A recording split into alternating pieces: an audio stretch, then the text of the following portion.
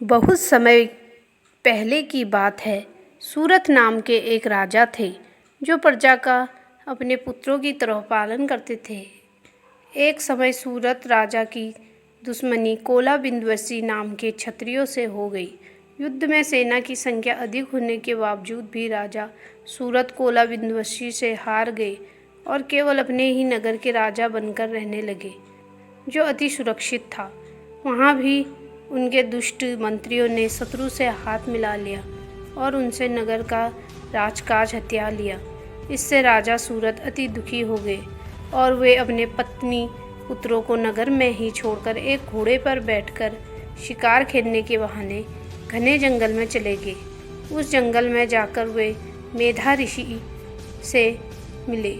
वहाँ मेधा मुनि के आश्रम में रुके, जहाँ पर मुनि ने आदर सत्कार के साथ उनका स्वागत किया और रहने के लिए एक कुटिया भी दी। समाधि नाम का एक अत्यंत ही धनवान कुल का वैश्य था। उसकी धर्म में बड़ी आस्था थी। वह सदा दुखी लोगों की सहायता करता था और उनके कष्ट दूर करने का प्रयास करता था। सदा सत्य बोलना उसका स्वभाव ही था। उसके पत्नी और पुत्र अत्यंत ही लोभी थे। धन के लोभ में आकर समाधि के पत्नी और पुत्र ने उसे घर से बाहर निकाल दिया।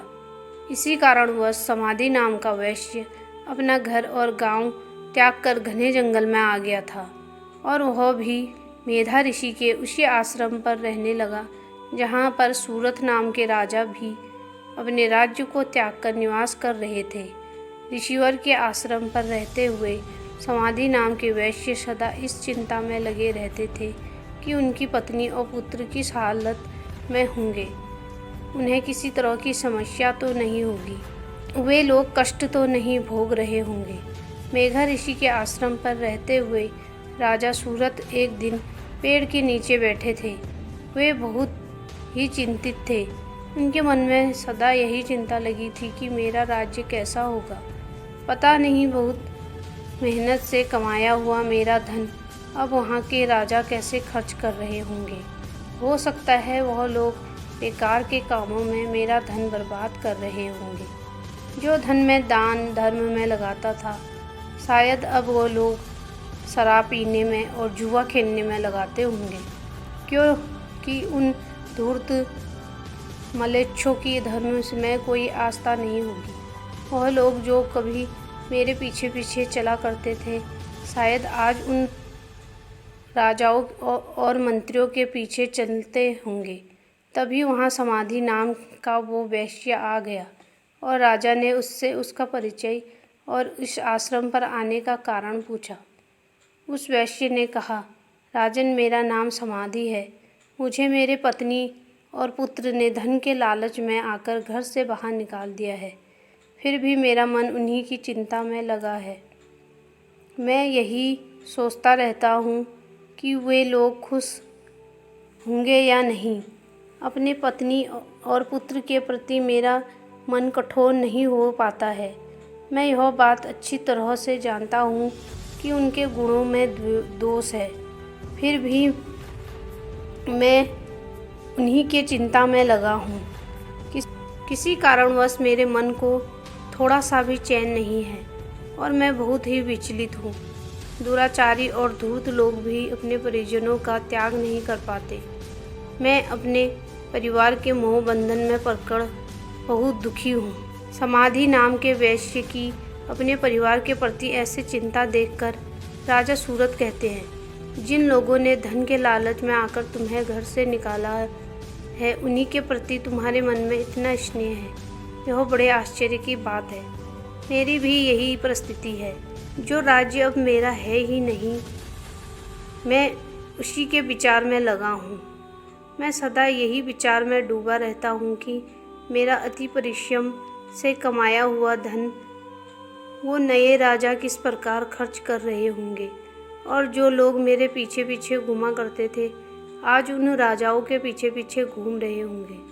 वह हाथी जिसे मैंने बहुत प्यार से पाल रखा था, पता नहीं उसका ध्यान रख रहे होंगे या नहीं। यूँ बातचीत करके उन दोनों ने निश्चय किया कि वे सुमेधा मुनि से अपने इस मोह का कारण और दुख का निवारण पूछेंगे अगले दिन राजा सूरत और समाधि नाम का वैश्य मेधा ऋषि के पास जाकर अपने मोह और दुख का कारण पूछते हैं। तब ऋषिवर उन्हें कहते हैं कि संसार के सारे प्राणी भगवती महामाया की माया में से मोहित है। उन्हीं की इच्छा के कारण सभी जीव मोह में पड़े रहते हैं और उन्हें देवी आदिशक्ति चरित्र तथा उनके हाथों से मारे गए दैत्यों की कथा सुनाते हैं। मेधा ऋषि राजा और वैश्य को देवी के प्रसंग में मधुकैटभ का वध, महिषासुर का वध, धूम्रलोचन का वध, चंडमुंड का वध और शुंभ निशुंभ के वध की कथा सुनाते हैं। देवी की यह सारी कथाएं सुनकर राजा और वैश्य के मन में देवी के प्रति भक्ति जागृत होती है और वह दोनों मेधा ऋषि से देवी की पूजा विधि और निर्वाण मंत्र जानकर उनकी आज्ञा लेकर जंगल में जाकर भगवती की आराधना प्रारंभ करते हैं। 1 महीने तक वे दोनों देवी के हाथ से मारे गए दैत्यों से संबंधित चरित्र का पाठ करते हैं, जिससे उनके मन में अटूट श्रद्धा जागृत हो जाती है। अब उन दोनों का देवी की उपासना के अतिरिक्त दूसरा कोई काम नहीं था। 1 वर्ष तक वे देवी की मंत्र का जाप करते हैं और केवल फल खाकर ही रहते हैं। दूसरे वर्ष में केवल सूखे पत्ते खाकर देवी की पूजा और मंत्र जाप करते हैं। तब उन दोनों को देवी स्वप्न में दर्शन देती है।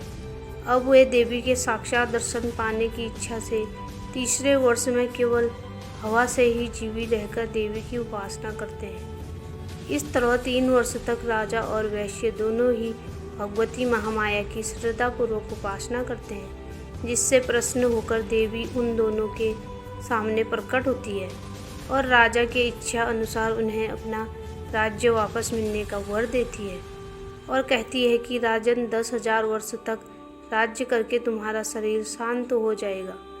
उसके बाद तुम सूर्य के पुत्र बनकर स्वाणी नाम के मनु बनोगे। समाधि नाम के वैश्य को उसकी इच्छा के अनुसार मुक्ति प्रदान करने वाला ज्ञान देती है।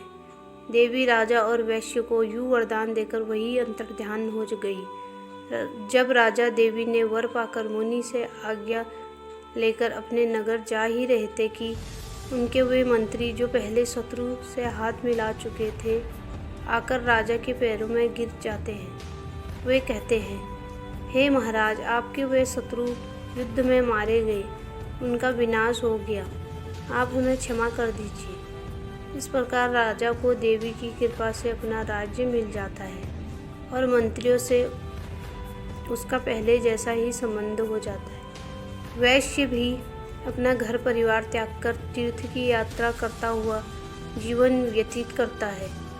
उन तीर्थों में वह वैश्य सदा लोगों को देवी की कथा सुनाते रहता है। संसार में सर्वप्रथम समाधि नाम के वैश्य और सूरत नाम के राजा ने देवी की उपासना की थी। समाधि और सूरत को देवी की जो कथा मेधा ऋषि ने सुनाई थी वह संसार में दुर्गा सप्तमी के नाम से विख्यात है। दुर्गा सप्तमी के प्रकट होने की यह कथा अत्यंत ही पावन और भक्ति मुक्ति प्रदान करने वाली है। इस कथा के श्रवण से जो व्यक्ति दुखी है वह सुखी हो जाता है, मोक्ष का अधिकारी बन जाता है। जय माता दी।